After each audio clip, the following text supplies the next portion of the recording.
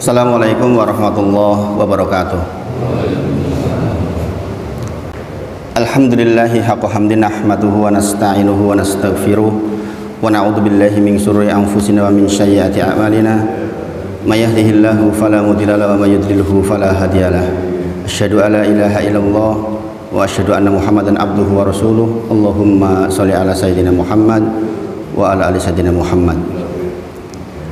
Subhanaka la ilma lana illa ma 'allamtana innaka antal alimul hakim. Rabbi shrah li sadri wa yassir li amri wahlul 'uqdatam min lisani yafqahu qawli. Amma ba'd. Bapak Ibu sedaya, kita bersyukur atas nikmat Allah berupa taufik. Kita masih diberi kesempatan untuk sholat berjamaah insyaallah. Kemudian bisa bermajelis insyaallah. Dan ini berlaku al-jaza min jinsil amal. Besarnya pahala bergantung kepada besarnya hambatan di dalam beramal. Insya Allah dengan hujan seperti ini bisa dianggap hambatan yang lumayan, dan kita masih diberi kesempatan seperti ini. Sungguh insya Allah ini kebaikan yang tidak kecil insya Allah. Salawat dan salam kita sampaikan kepada junjungan kita Nabi Agung Muhammad Sallallahu Alaihi Wasallam. Kita berharap betul mendapatkan syafaatnya di yaumil akhir kelak atas izin Allah Subhanahu Wa Taala. Izin minum dulu.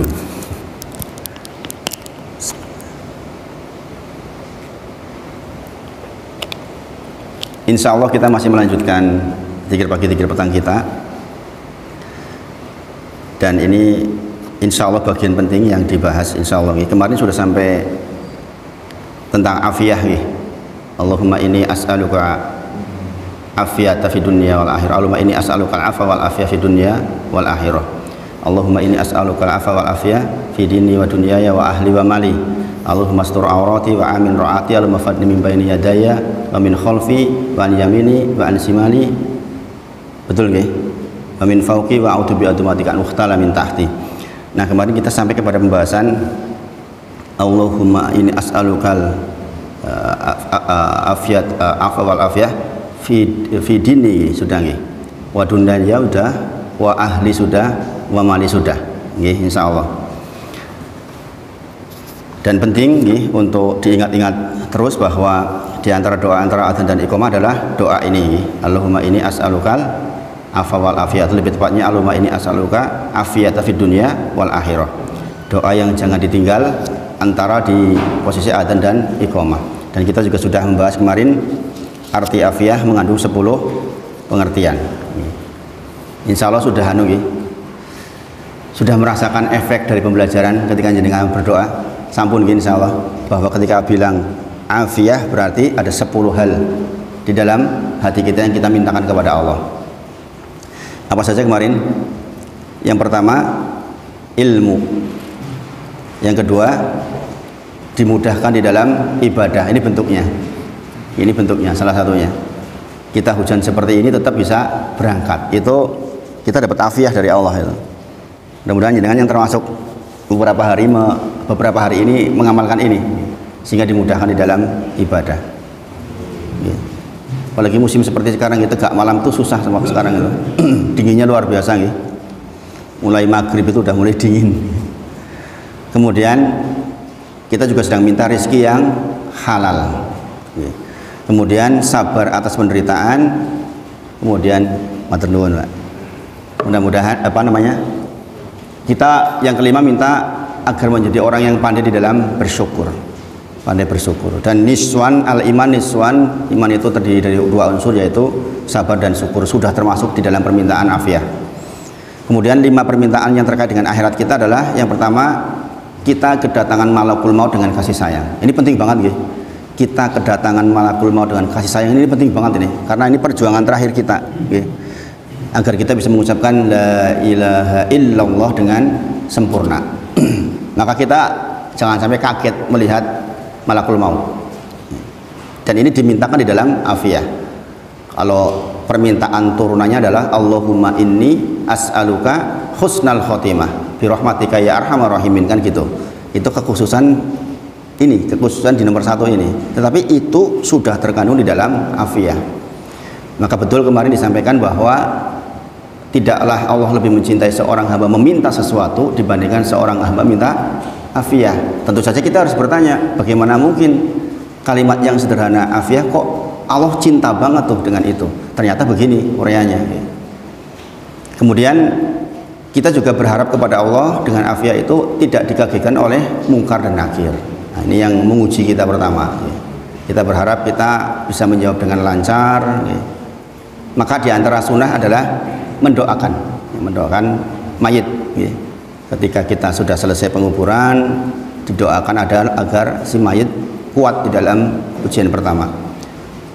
Kemudian nggak perlu pakai siram-siram gitu. Kan biasanya pakainya siram-siram, pakai kembang, pakai degan dan sebagainya. Itu budaya. Yang itu budaya gitu, yang itu. Itu bukan sesuatu yang dipandu oleh Rasulullah. Khawatirnya kalau itu dianggap sebagai sebuah ibadah. Kalau itu dianggap sebagai sebuah ibadah yang menjadi rangkaian dari penguburan jenazah, maka itu agak jadi masalah. Bukan untuk mencela, tapi untuk pengetahuan. Kalau ada yang melakukan, pertanggungjawabannya di sisi Allah. Ini menyikapi perbedaan harus begitu, nggak usah kita kemudian jadi ribut. Tapi pertanggungjawabannya di sisi Allah. Degan itu untuk orang yang masih hidup. Kemudian yang ketiga, aman dari segala rasa takut. Kita tahu lewat masa kepada kita bahwa dulu kita membahas tentang bagaimana situasi orang mau meninggal. Asalnya adalah rasa takut. Maka dengan minta afiyah kita sedang ingin diberi oleh Allah dihilangkan rasa takut itu, baik menjelang meninggal atau setelah meninggal. Kemudian yang keempat, sedang minta dihilangkan semua kejelekan, diterima semua kebaikan. Jangan sering berdoa ini, dan doanya para kaum juga demikian. Minta untuk diterima kebaikannya.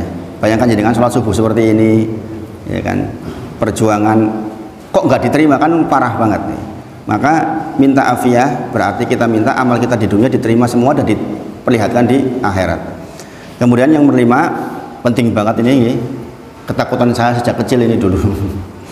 Sampailah informasi kepada kita bahwa kita akan melewati sirat dengan ada yang berjalan kaki, ada yang lambat banget, ada yang merangkak-rangkak, ada yang baru sampai sebagian kemudian dicapik oleh pengait-pengait dari neraka jahanam, naudzubillah. Tetapi ada orang yang melewati sirat dengan secepat kilat.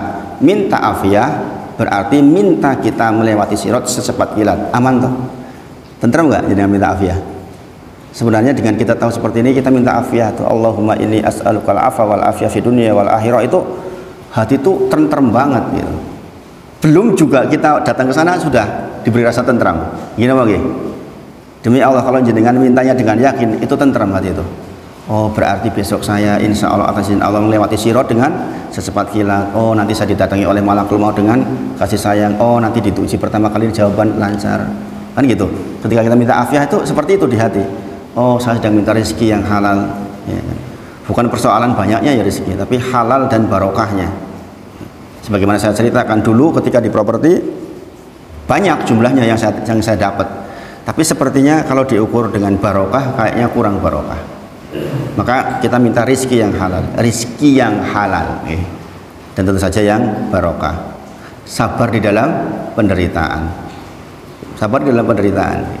Kita tahu berbagai macam soal didatangkan kepada kita, maka karunia besar ketika diberi sabar. Sabar adalah amalan yang pahalanya tanpa batas.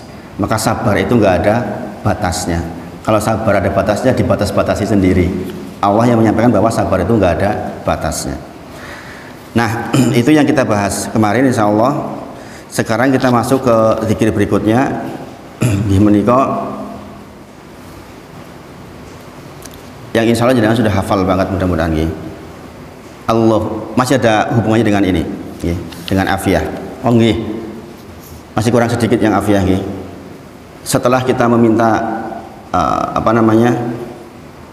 minta afiyah di beberapa hal itu, kemudian kita minta apa kemarin? Allahumma stur aurati wa amin rawati. Kita minta ditutupi seluruh kejelekan kita, aib kita. Kemudian wa amin rawati, kita minta ketentraman jiwa. Ini bekal untuk kita bisa menjalani kehidupan dengan baik. Kemudian Allahumma fadni min baini yadayya, Ya Allah, saya mohon kepada Engkau perlindungan dari depan saya. Kita ingin jangan sampai terjadi gangguan, kecelakaan, musibah yang datangnya dari depan kita. Kemudian wa min khalfi, dari belakang kita. Dari belakang kita macam-macam. Apa ditusuk orang dan sebagainya, naudzubillah. Apalagi Jogja ya, ada kelitih loh. Kita nggak tahu. Orang kelitih yang ketangkep ditanya, kamu kenapa kok nebas tangan ibu-ibu? Jawabannya nggak tahu. Ya pokoknya pengen aja. Bayangin nggak ada motif loh, kan mengerikan. Kalau ada motif jelas nih, motif perampokan. Ini nggak ada motif, karena ya senang-senang aja, kan mengerikan itu. Maka di sini ada doa, jadi relevan doa ini maksudnya. Wa min khalfi wa an yamini, dari sebelah kanan kita, wa an simali, dari sebelah kiri kita. Wa min fauqi, dari atas kita. Wa a'udzu bi adzamatika an ukhtala min tahti, dan ya Allah, saya mohon kepada Engkau lindungi saya dari musibah yang datangnya dari bawah kita, disaut dari bawah. Misalnya naudzubillah, gempa yang kayak dulu di apa namanya itu, yang sampai dikulet-kulet itu, apa faksi apa namanya, likuifaksi, itu kan koyo disedot itu. Nah, doa ini, zikir ini menghindarkan dari yang sedemikian. Coba Bapak Ibu Saudara, betapa pentingnya zikir ini, apalagi dengan situasinya kayak Cianjur sekarang, ya kan, betapa berperannya doa ini, bayangin. Makanya kebiasaan membaca doa ini, insya Allah kalaupun terjadi yang semisal itu, mudah-mudahan kita dapat afiah di dalamnya. Maka sekali lagi kita baca, dihafalkan, dihafalkan. Setiap pagi dan sore dibaca, nanti insya Allah hafal sendiri. Allahumma inni as'alukal afa wal Allahumma inni as'alukal afa wal afiyah fid dunya wal akhirah. Allahumma inni as'alukal afa wal afiyah fi dini wa dunyaya wa ahli wa mali. Allahumma astur aurati wa amin ra'ati. Allahumma fadli min baini yadaya wa min khalfi wa an yamini wa an simali wa min fauqi wa a'udzu bi adzamatika an ukhtala min tahti. Udah hafal belum? Belum fotokopi proses insya Allah nanti dihafal insya Allah. Kalau dibaca sering itu hafal sendiri, nggak perlu dihafal, nggak perlu dihafal. Bismillahirrahmanirrahim. Ini banyak yang nggak sehat musim seperti ini. Saya datang di banyak masjid tuh masih banyak yang batuk-batuk. Insya Allah mudah-mudahan ini al-jaza min jinsil amal. Perjuangan itu akan membuahkan apa namanya, pahala yang besar. Kita masuk ke zikir berikutnya. Ya menika Allahumma afini fi badani, Allahumma afini fi sam'i, Allahumma afini fi basori, la ilaha illa ants. Allahumma inni a'udzubika minal kufri wal faqr wa a'udzubika min adabil qabr, la ilaha illa ants. Coba dibacakan Pak Parti. Allahumma afini fi badani, Allahumma afini fi sam'i, Allahumma afini fi basari, la ilaha illa anta, Allahumma inni a'udzubika minal kufri wal faqr wa a'udzubika min adzabil qabr, la ilaha illa anta. Masya Allah. Ini doa yang atau zikir yang sangat-sangat penting, harus kita pahami. Allahumma afini fi badani. Kita tahu afini minta 10 hal. Dalam hal ini yang diminta adalah afini terkait dengan badan kita, Bapak Ibu Saudara. Nah, ini bekal bekal kita sholat, bekal kita beribadah, bekal kita bekerja, kan sehatnya badan. Gini Bang, bukankah diantara kafarah dari Allah untuk kita karena banyaknya dosa, maka dikafarah di bagian badan. Sebagian ada yang masa sepuhnya sakit luar biasa, macam-macam bentuknya. Maka kita minta kepada Allah, Allahumma afini fi badani. Ya Allah, saya mohon kepada Engkau afiah di dalam badan saya. Sekarang sudah tahu kalau saya ngomong afiah berarti 10 hal itu Ya Allah, saya mohon kepada Engkau keselamatan, afiah terhadap badan saya. Kemudian Allahumma afini fi sam'i, Berarti kita sedang minta kepada Allah keselamatan, afiah terkait dengan pendengaran kita, pendengaran kita. Kemudian Allahumma afini fi basori. Kita sedang minta kepada Allah afiah, keselamatan terhadap penglihatan kita. Nah, Bapak Ibu sedaya, jenengan mesti perhatikan ini. Ini pentingnya belajar ini, sehingga jenengan bisa teliti di dalam membaca sebuah zikir. Di sini dia dikatakan afini fi badani. Kan keseluruhan nih, termasuk mata dan pendengaran enggak? Termasuk. Tetapi kenapa kok disebutkan secara khusus oleh Rasulullah terkait dengan sam'i wa basori? Ini harus jadi penekanan di dalam apa yang kita mintakan kepada Allah. Kenapa Rasulullah menyampaikan badan secara keseluruhan? Kok disebut secara khusus terkait dengan pendengaran dan penglihatan?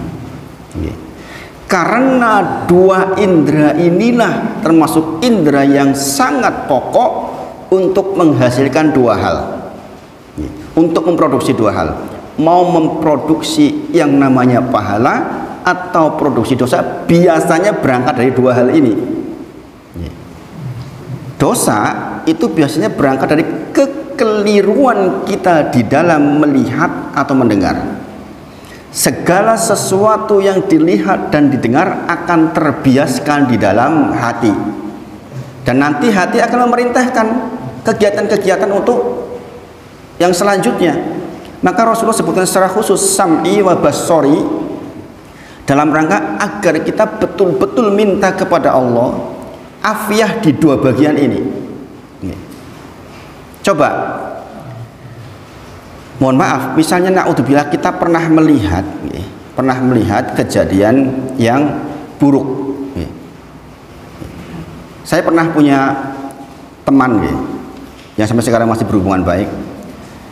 Dia itu ada sedikit traumatik terhadap hubungan lawan jenis. Karena apa? Di sampingnya rumahnya dia itu tempat untuk menampung orang-orang yang mohon maaf, penglihatannya itu kurang atau bahkan sama sekali nggak bisa melihat. Ini anak-anak, tapi dia ini cerita udah kuliah nih.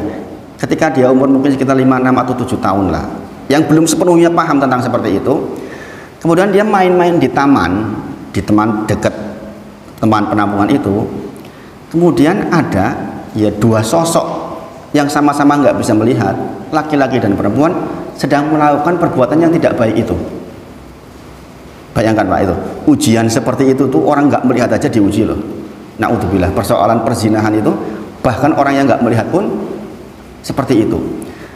Lah ini anak ini tuh teman saya ini stres setelah itu, dan sampai tua itu kebayang-bayang, sampai dia mau nikah itu takut.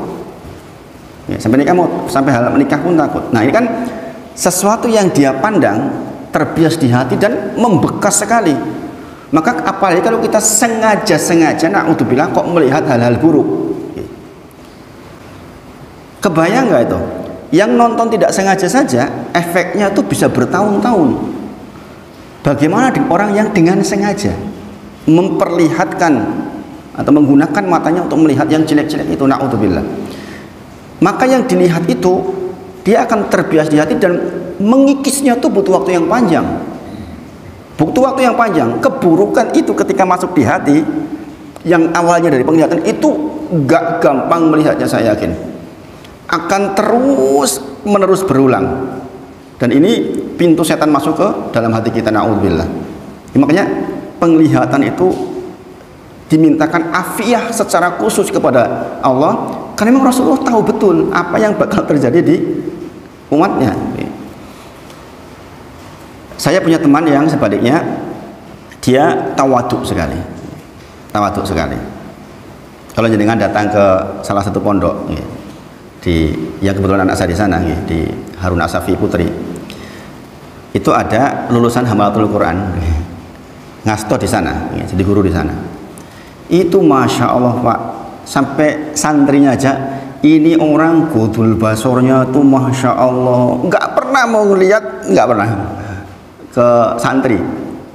Kalau ngajar kan, kalau di sana kan kalau putra kan dikasih tabir, jadi santri nggak melihat gurunya.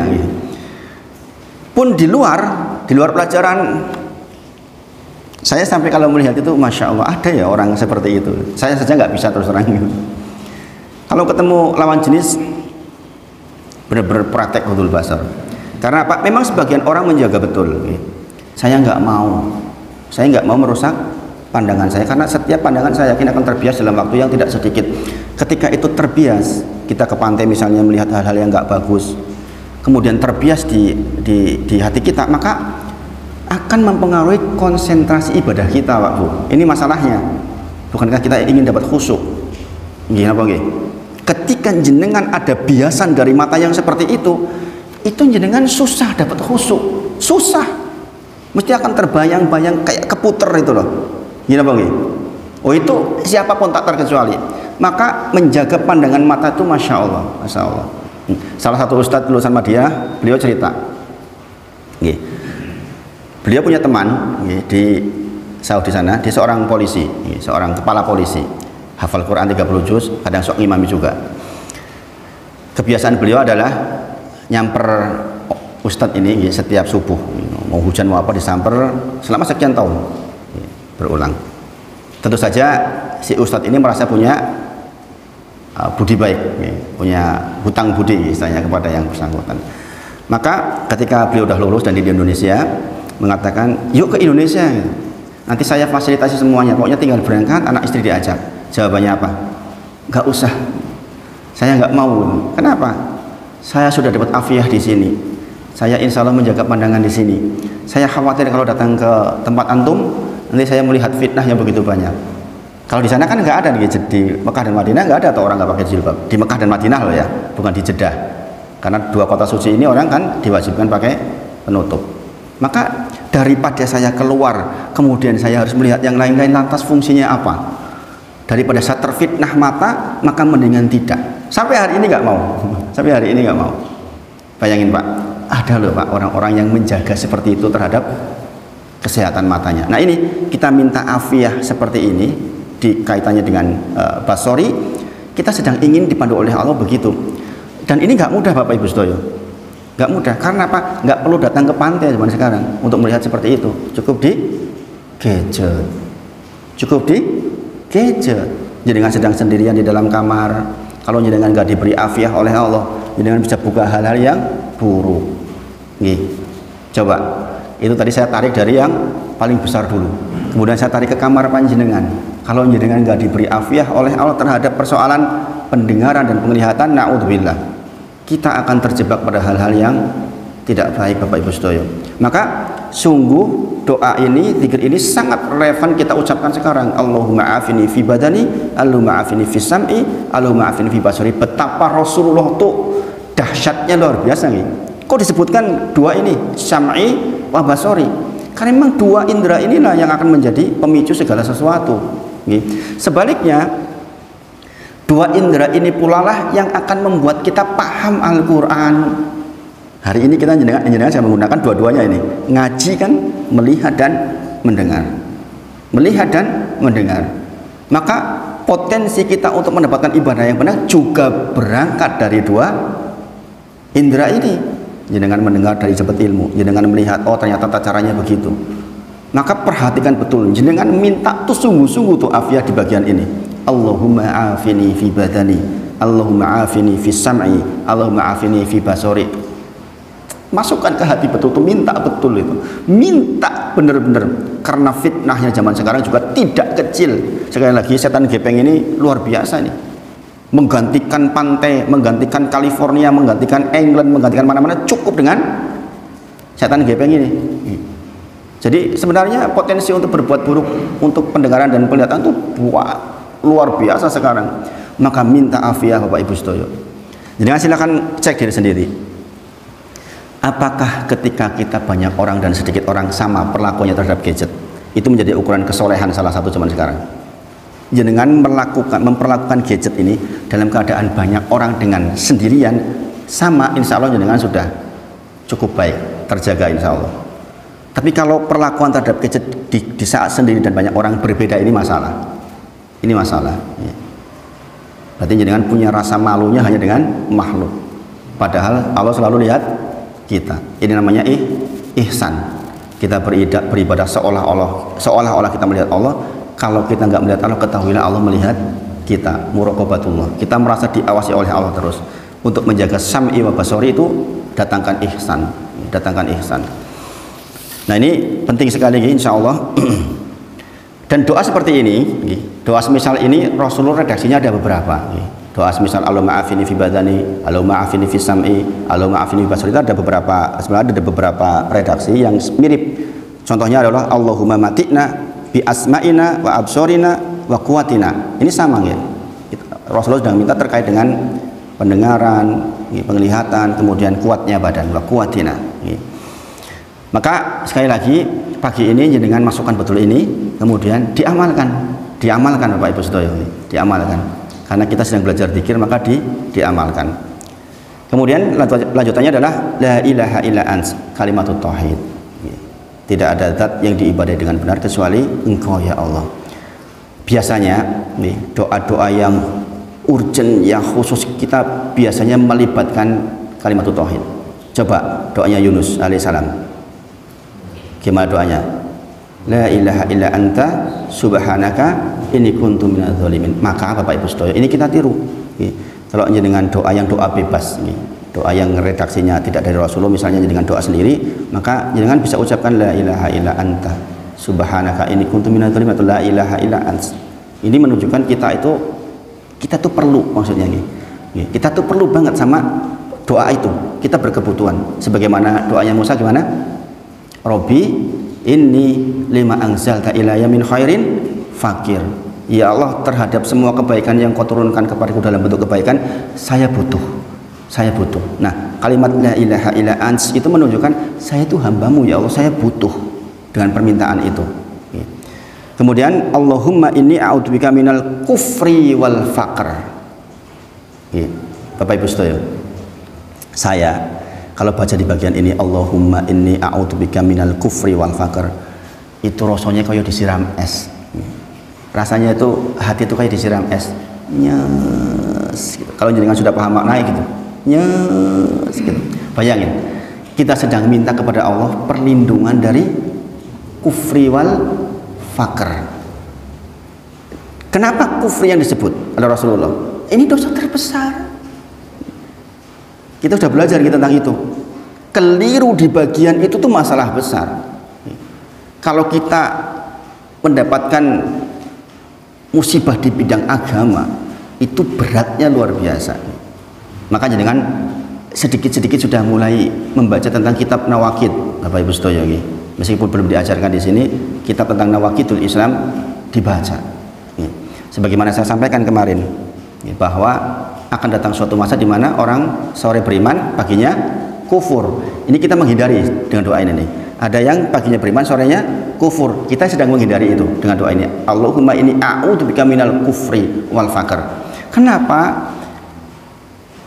Kalau kita tahu tentang nawaqid itu, hal-hal yang mengeluarkan kita dari Islam itu mengerikan. Hari ini sudah terjadi itu kejadian itu. Sebagaimana saya sampaikan sebelumnya, ada seorang tokoh disyuting di sebuah TV nasional besar mengatakan apa? Sesungguhnya orang-orang selain Islam yang berbuat baik, berbuat soleh, berbuat baik dengan tetangganya, berbuat baik dengan maka dia pun masuk surga. Orang Islam surganya di sini, orang lain surganya di sini, orang yang lain lagi di sini, orang yang lain di sini. Saya nggak nyebutkan agama nih, dikira ngelek-elek. Yang lain jadi tentu saja tahu kan. Bayangin, kenapa dia dikatakan melakukan nawaqid? Karena dia sudah membatalkan beberapa ayat Al-Quran. Gimana bang? Surah Al-Bayyinah yang dengan pasti apal. Gimana bunyinya? Innal ladzina kafaru min ahlil kitabi wal musyrikina fi nari jahannam khalidina fiha. Itu pernyataan dari Allah bahwa pokoknya selain Islam itu bakal di neraka jahanam selama-lamanya. Lah kok dibantah bahwa mereka pun kalau berbuat soleh maka akan masuk surga. Nah ini sesungguhnya perkataannya sudah melakukan nawaqid. Itu yang dikatakan sore beriman pagi kufur sore beriman, itu begitu. Na'udzubillah. Nah, kita doa ini kita sedang minta kepada Allah agar jangan sampai kita terjerumus kepada perbuatan yang membuat kita keluar dari keislaman kita. Na'udzubillah. Maka kita minta Allahumma inni a'udzubika minal kufr. Nah, kenapa saya katakan seperti es? Ya karena itu kan pokoknya, Pak. Jangan melakukan ibadah lain semua kalau dengan keliru di situ kan udah bubar. Lah terus ngopo gitu kan. Gini apa nggih? Kalau kita jenengan rajin sholat subuh seperti ini, tiba-tiba jenengan melakukan nawakid, kan bubar semuanya. Jenengan tahu dosa syirik itu bagaimana? Dosa syirik itu menghilangkan seluruh amalan kita. Kalau kita mati dengan kesyirikan, sholat kita nggak kepake, haji kita nggak kepake, perbuatan biak kita udah hilang semua. Na'udzubillah. Maka mintalah sungguh-sungguh, jangan dianggap remeh ini. Allahumma inni a'udzubika minal kufr. Kemudian wal fakr. Fakr apa?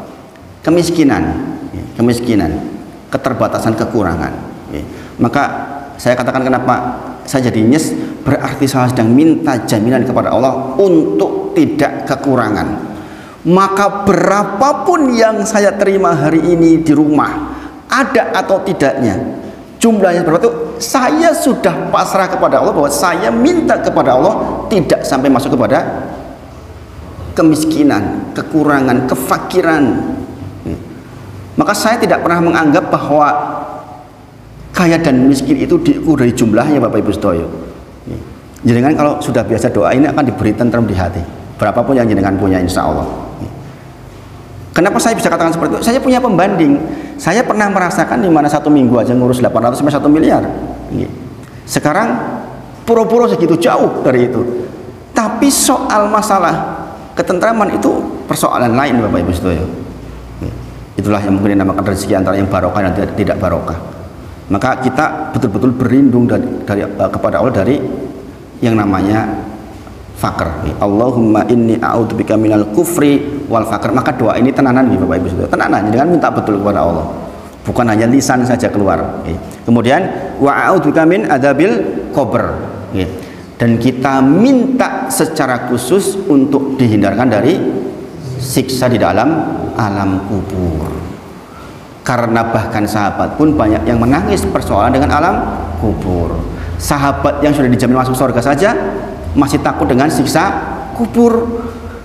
Beliau mengatakan, adakah engkau dapat informasi dari Rasulullah bahwa saya sudah dapat jaminan dari siksa kubur, bahwa saya dijamin masuk surga? Iya, tapi Rasulullah nggak pernah sampai ke saya, sampean nanti aman dari siksa kubur. Ini kan jadi ketakutan. Maka sekali lagi kita minta kepada Allah untuk dihindarkan dari siksa kubur. Kemudian terakhir mengucapkan lagi la ilaha illa ants. Insyaallah hafal lagi. Coba sarang-sarang. Allahumma afini fi badani. Allahumma afini fi sam'i. Allahumma afini fi basari. La ilaha illa ants. Allahumma inni a'udzubika minal kufri wal faqr wa a'udzubika min adzabil qabr. La ilaha illa ant. Pendek nggih. Insyaallah pengertiannya sudah diterima oleh panjenengan dan mudah-mudahan bisa menjadi amalan yang diterima oleh Allah Subhanahu wa taala. Kita masuk ke zikir berikutnya.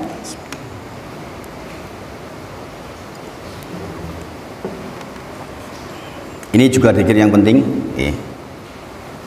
Coba dibacakan Pak Parti. Allahumma alimal ghaibi wasyahadah. Allahumma alimal ghaibi wasyahadah. Fatiras samawati wal ard. Allahumma alimal ghaibi wasyahadah. Fatiras samawati wal ard. Rabb kulli shay'in wa malika. Asyhadu an la ilaha illa anta. A'udzu bika min syarri nafsi wa min syarri syaitan wa syirki. Masya Allah. Ini Masya Allah Bapak Ibu Sedoyo. Ini zikir yang sangat penting. Allahumma alimal ghaibi wasyahadah.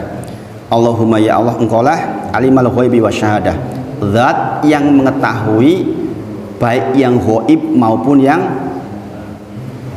nyata. Allah tuh nggak ada urusan dengan yang namanya ghaib atau nyata. Allah tahu semua itu. Allah tahu semuanya. Allah Subhanahu wa taala tahu semuanya. Maka kita mempertegas di sini. Ini sebenarnya tarbiyah untuk diri kita, Pak. Agar selalu merasa dilihat oleh Allah. Ini tarbiyah. Kita mengucapkan Allahumma alimal ghaibi wasyahadah. Allah tuh maha tahu. Pengetahuan Allah itu tak terbatas, baik yang ghaib maupun yang nyata. Maka dengan ini kita tuh hati-hati. Kita tuh dilihat oleh Allah terus, Bapak Ibu Saudara. Sebagaimana saya sampaikan, CCTV itu terbatas hanya di sini saja. Pasang CCTV di sini ya di sini, kadang-kadang oglang. Ketahuilah CCTV-nya Allah tuh nggak pernah oglang. Raqib Atid itu catat terus tuh, baik jenengan sendirian, jenengan menjadi ghaib seolah-olah di kamar sendirian, tetap di sorot CCTV. Kalau dipikir Bapak Ibu Saudara, coba kita tuh takut banget tuh dengan CCTV manusia. Berpakaian dan berpenampilan rapi, ucapan rapi, ditata rapi, kuro-kuro no CCTV. Gini apa gini? Kita akan merasa lebih hati-hati kalau tahu di ruangan itu ada CCTV. Kita mohon maaf, mobil mikir Mbak Nom. Gini apa gini? Gini apa gini? Jadi kan di ruangan tunggu, yang ruangan tunggunya kita sedang menunggu yang orang yang dianggap penting oleh kita. Duduk, jadi kan tahu ada CCTV. Berani nggak jenengan kira-kira? Kayaknya nggak berani deh. Gini apa gini? Coba Pak, pengawasan dari makhluk saja sebegitunya kita. Ketahuilah Allah tuh CCTV-nya nggak pernah oglang. Raqib Atid itu dicatat seluruhnya. Maka orang-orang yang mohon maaf keliru di dalam bersikap di dunia, mereka mengatakan apa? Ketika terima kitab, ya wailatana, duh celakanya aku. Mali hadal kitab opo iki? Tidak yang kecil, tidak yang besar, kecuali ahsoha, kecuali tercatat seluruhnya. Bayangin. Bahkan orang yang 99% 99 catatannya semuanya jelek pun, kata Allah ketika diadili, sudahkah dibaca seluruhnya? Adakah yang salah? Adakah malaikat saya keliru mencatat? Tidak ya Allah, semuanya tertulis lengkap. Jadi kalau jenengan mengatakan Allahumma alimal ghaibi wasyahadah, jenengan tuh harus tahu, jenengan tuh hidupnya diawasi terus tuh, CCTV-nya nempel terus tuh, nggak pernah oglang. Sekali lagi, CCTV kita listrik mati bisa jadi ikut mati, tapi CCTV-nya Allah tuh nggak pernah mati, terus ngawasi kita. Coba Pak, sudah cukup loh pengetahuan ini membuat kita tuh rajin ibadah dan takut berbuat dosa. Gini Bang, merasa diawasi terus gimana terus? Ya. Kalau kita tadi ngupil malulah berbuat sama Allah yang selevel ngupil itu. Apalah berbuat yang kecil mungkin, tapi kita malu, kita dilihat oleh Zat yang menciptakan kita. Dan salah satu sahabat yang mencontohkan hal ini adalah Utsman bin Affan radhiyallahu anhu. Ketika Utsman datang Rasulullah, yang terlihat ininya, kemudian ditutup oleh Rasulullah. Kemudian ditanya, kenapa ya Rasulullah kok ditutup ketika Utsman datang? Bagaimana mungkin saya tidak malu kepada orang yang malaikat saja malu sama dia? Saking pemalunya Utsman, maka malaikat pun malu terhadap Utsman bin Affan. Masya Allah, Masya Allah. Hal-hal seperti ini kita harus pahami. Allahumma alimal ghaibi wasyahadah. Kemudian fatiros samawati wal ard. Fatir, ya Bapak Ibu sekalian, fatir itu artinya yang maha menciptakan, yang menciptakan langit dan bumi. Nah, bedanya fatir dengan pencipta yang lain itu apa? Fatir itu menciptakan yang sebelumnya tidak ada, mengcreate sesuatu. Paham nggih? Orang bikin mobil kan sudah nyontoh yang sebelumnya ada. Orang bikin botol, ya botol sebelumnya sudah ada. Tetapi namanya fatir itu mengcreate sesuatu yang nggak ada contohnya. Nah, ini perbedaan makhluk dengan Allah salah satunya. Allah itu mengcreate sesuatu yang sesungguhnya memang benar-benar baru sama sekali. Nah, fatiros samawati wal ard berarti Allah sedang mencipta. Allah itu maha pencipta terhadap sesuatu yang memang benar-benar baru. Tidak didahului dengan yang ada. Memang benar-benar baru, hal baru, hal baru. Maka dikatakan fatiros samawati wal ard. Kemudian berikutnya Allahumma alimal ghaibi wasyahadah fatiras samawati wa ard robba kulli syai'in wa malikah. Robba kulli syai'in wa malikah. Ya Allah, engkaulah Rob segala sesuatu dan engkaulah rajanya itu. Ini Bapak Ibu sekalian, jangan perhatikan betul ini. Kelihatannya ini sederhana ya. Robba kulli syai'in wa malikah. Kalau jangan sadar ini tuh masya Allah akan sangat menenteramkan panjenengan. Saya kadang-kadang sebenarnya ingin berusaha menyampaikan rasa saya, tester hati saya terhadap panjenengan ketika baca-baca kayak gini nih. Mudah-mudahan testernya ini sampai punya rasa hati itu kayak mana. Saya masanya merasakan banget ini. Robba kulli syai'in wa malikah. Ya Allah, engkau tuh Rob segala sesuatu dan engkau rajanya. Artinya Bapak Ibu sedaya, kita tuh nggak perlu punya takut, tawakal atau apapun kepada sesuatu selain Allah. Ya enggak? Karena Allah tuh Rob segala sesuatu. Kalau ada yang saya takuti, kalau ada yang saya khawatir, ketahuilah yang saya takuti itu, yang saya khawatir itu Robnya juga Allah. Kenapa nggak saya lapor ke Allah aja? Paham maksud saya? Katakanlah jangan khawatir terhadap misalnya soal. Jangan punya soal deg-degan nih, mau menghadapi sebuah soal yang jangan harus hadapi mau tidak mau. Ketahuilah soal itu pun tunduk kepada Robnya, yaitu Allah Subhanahu Wa Taala. Kenapa kita nggak minta ya Allah, saya deg-degan nih ya Allah. Bukankah itu makhlukmu juga, itu ciptaanmu juga? Saya mohon ya Allah kepada Engkau, tundukkan itu. Paham maksudnya Bapak Ibu sekalian? Masya Allah. Robba kulli syai'in wa malikah. Ketahuilah segala sesuatu itu kulli syai'. Berarti kan opo wae Robnya adalah Allah dan Allah lah rajanya. Kalimat Allah rajanya bagaimana maksudnya? Semua itu tunduk kepada Allah Subhanahu Wa Taala. Bapak Ibu sekalian, maka semakin kita diberi kesolehan oleh Allah itu, hidup kita akan semakin tentram, walaupun terlihat oleh orang mungkin orang ini berat banget soalnya. Sekali paham ini? Sebagaimana pernah saya sampaikan, orang disuruh ngangkat beras 100 kilo, jenengan 100 kilo, tapi jenengan diberi kekuatan untuk mengangkat 200 kilo, enteng nggak 100 kilo? Enteng, karena kemampuan jenengan 200 kilo. Sebaliknya ada orang suruh ngangkat beras cuma 25 kilo, tetapi kekuatan dia cuma 10 kilo. Berat nggak 25 kilo? Berat. Maka bisa jadi kita memandang orang kelihatannya ini berat banget, kalau saya pada posisi dia mungkin sudah hancur, tapi orang ini masih bisa senyum, masih bisa tertawa. Ini dia diberi kekuatan oleh Allah, diberi afiah oleh Allah. Ini dia orang yang paham bahwa Robnya adalah Allah Subhanahu Wa Taala. Di kampung dulu saya punya tetangga, ini orang jadi gunjingan di masyarakat. Karena apa? Anaknya kalau nggak keliru, sebelum saya pergi ke Jogja itu 16 anaknya itu. Ini orang miskin gitu. Orang tahu semuanya, orang katakan ini orang miskin gitu. Tapi anaknya 16, sampai dibilang anak kok drindil pendak, setahun pisan dua anak, tahun pisan dua anak, orang mandek opo yo kegiatannya mungkui gitu. Subhanallah. Tapi ini orang senyum, anaknya juga nggak ada yang rebyek, anaknya gembala kerbau yang satu gitu. Namanya kebetulan sama dengan saya, salah satunya penggembala itu gitu. Kemudian yang satunya gembala kambing. Kadang-kadang sebagian penggembala punya orang, dia ke sawah ngari dan sebagainya itu ya, kita melihatnya orang ini nggak stres. Alhamdulillah Bapak Ibu sekalian, ini orang anaknya sekarang pada jadi Masya Allah, padahal orang miskin. Nah, kemiskinan seperti itu tidak membuat dia kemudian menjadi khawatir. Bisa jadi dia dapat afiah dari Allah. Sampai ada pemeo begini yang sekarang diulang oleh salah satu ulama di Nahdien. Dia mengatakan, lah nek wong miskin ki yo hiburane mungkui gitu. Makanya yo duwe anak meneh yang kafe ora iso nyandri yo hiburane ki mungkui gitu. Subhanallah, makanya dia anaknya banyak. Masya Allah. Jadi kadang-kadang saya lagi, mungkin kita melihat beban seseorang sedemikian berat, tapi ketika Allah berikan kemampuan lebih, tentu saja akan berbeda kondisinya. Maka kita mengatakan robba kulli syai'in wa malikah. Kita sadar di situ.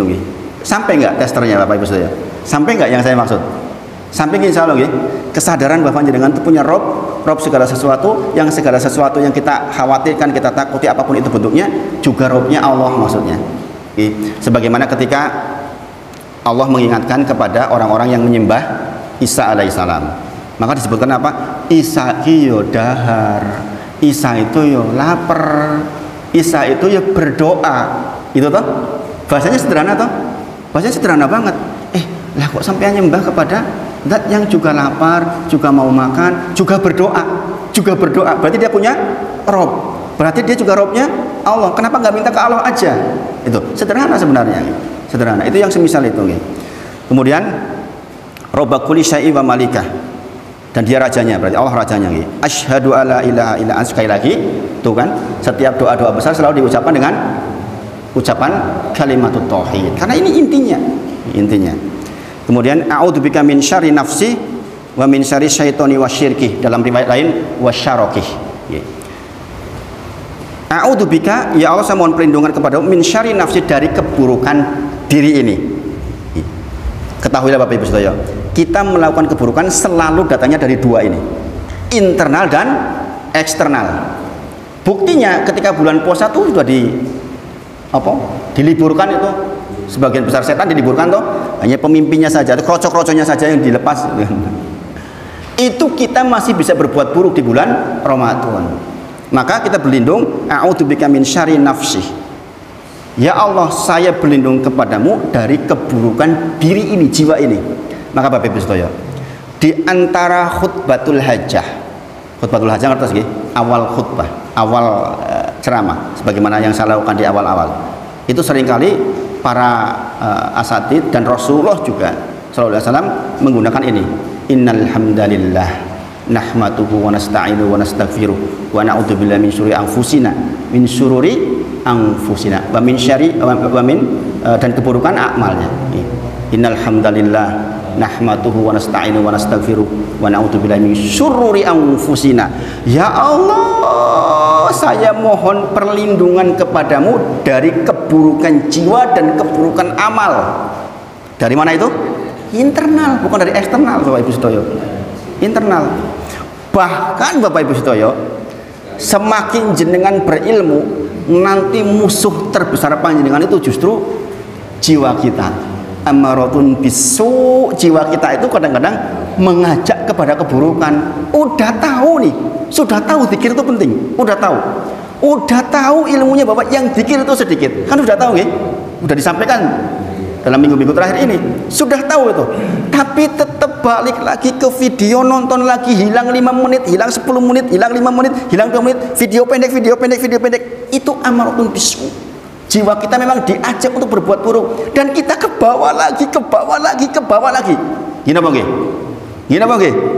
Iya, ini nyata Bapak Ibu Sedaya. Salah satu masjid ketika habis membahas ini, kalimat yang keluar apa? Ustadz, itu yang disampaikan tadi itu kita banget katanya. Saya ki yo ngono kuwi gitu. Sambil kerja buka video lah, entah bentuknya Ferdi Sambo lah, inilah, nanti videonya di bawahnya banyak lagi, muncul ini, bukan urusan kita, dilihat semua. Subhanallah Bapak Ibu Saudara, itu tuh waswas syaiton, itu tuh ngambil banyak waktu kita, zikir kita hilang, ingat kepada Allahnya sesaat hilang. Na'udzubillah Bapak Ibu Saudara. Maka kita mengucapkan yang semisal ini, Allahumma inni a'udzubika min syarri nafsi, bahwa ternyata potensi dosa yang berangkat dari diri ini tuh banyak banget Bapak Ibu Saudara. Bahkan saya katakan sekali lagi, itu lebih besar dibandingkan musuh-musuh yang lain. Mengalahkan diri sendiri itu menjadi lebih sulit. Ibu-ibu kumpul-kumpul dengan temannya untuk tidak ngobrolin yang lain, kadang-kadang susah tuh. Ya kan, kadang-kadang terpicu ngobrolin yang lain, akhirnya ghibah. Ya kan? Apapun lah bentuknya ini banyak nih. Keburukan diri kita tuh banyak. A'udzubika min syarri nafsi wa min syarri syaitani wasyirkih. Nah, ini penting. Dan dari keburukan yang ditimbulkan oleh setan, khususnya kesyirikan. Sekali lagi kita minta terhindar dari kesyirikan. Dalam riwayat lain wasyarokih. Wasyarokih berarti dari keburukan setan dan pasukannya. Jadi kan boleh baca dua-duanya. Allahumma inni a'udzubika min syarri nafsi wa min syarri syaitani wasyirkih atau wasyarokih. Ya Allah, saya berlindung kepadamu dari keburukan yang ditimbulkan oleh setan-setan dan dalam bentuk kesyirikan, atau setan-setan beserta dengan para pasukannya. Dan ini penting Bapak Ibu Saudara. Meskipun sekali lagi kita sudah sadar ya, bahwa setan itu musuh besarnya kita, tapi kadang-kadang balik lagi. Maka kita minta terus seperti ini. Maka Bapak Ibu sedaya, ini kan diperintahkan untuk dibaca di pagi dan petang. Berarti berulang nggak itu? Berulang terus, karena memang potensi keburukan berulang itu terus menerus. Maka ini pun dibaca berulang-ulang. Kemudian wa an aqtari fa'ala nafsi su'an. Dan ya Allah, saya mohon kepada Engkau, peliharalah aku dari keburukan jiwa yang selalu ingin berbuat buruk. Su'an. Ini penting, bagian ini juga penting.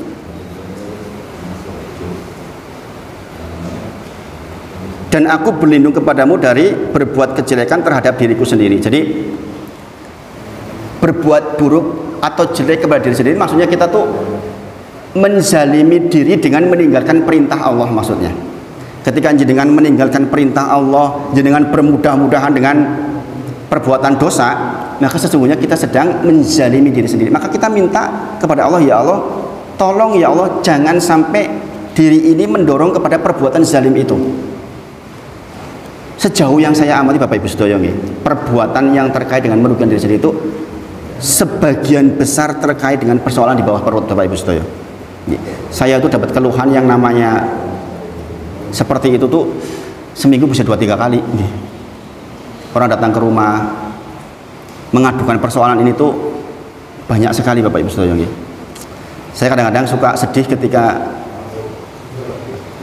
ibu-ibu 1:30 malam loh Pak, ketok-ketok pintu, duduk nangis, wis orang karo-karuan nangis. Kenapa? Sudah nggak kuat Ustadz, sudah nggak kuat saya, pokoknya saya besok pagi saya minta cerai gini. Karena apa? Tahu-tahu suaminya bawa perempuan lain. Naudzubillah. Bahkan Bapak Ibu sedaya, ini cerita miris banget nih. Jadi harus berdoa betul nih.